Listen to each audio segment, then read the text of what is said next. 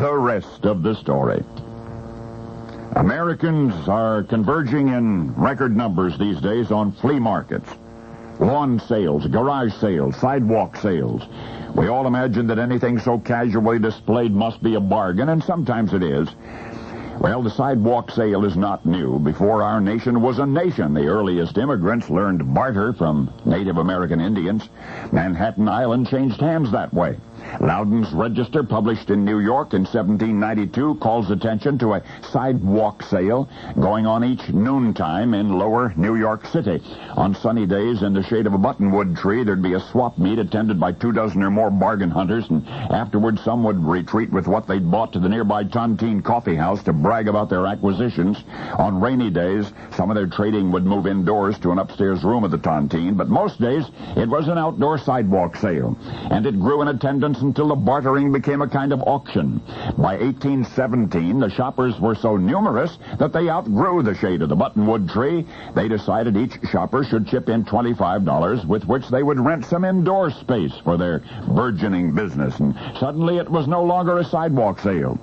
Before long, there was another outdoor gathering place down the street where the crowd of shoppers grew so great that anybody in the back of the crowd could bid without being heard by the auctioneer.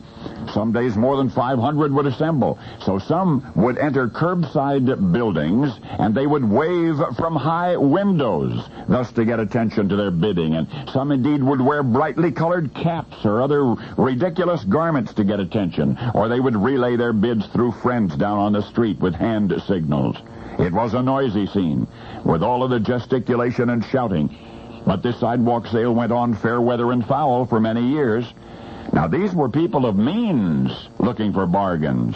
In those days, the entire population of New York City was 30-some thousand, but when you walked this area, which was then the geographical center of the city, up from the docks and the warehouses, the homes became large and elegant when you got close to the Presbyterian Church, and it's there that the first of these sidewalk sales began. The people who converged for the bidding were quite proper. Anybody without a hat, for example, was fined 25 cents. They were proper, that is, except for the bidding. Well, as their numbers increased, that bidding became raucous at times. And it still is. Raucous every day. And in these days, before telephones, before other electronic communication, the bidding from the throng and from the overlooking windows was mostly by hand signals, and it still is. For you see, the first sidewalk sale, which I have described, in what is now Lower Manhattan, the original buttonwood tree which provided shade for the first of the bargain hunters was at precisely number 40, Wall Street. And if you have not by now guessed, what I have described was the beginning, the origin, the founding of our New York Stock Exchange. The first of the items traded for one another and then auctioned for currency. The first of those items included tobacco and wheat and cotton and people. And people.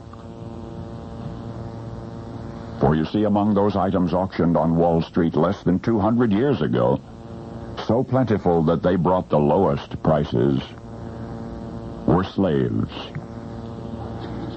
And now you know the rest of the story.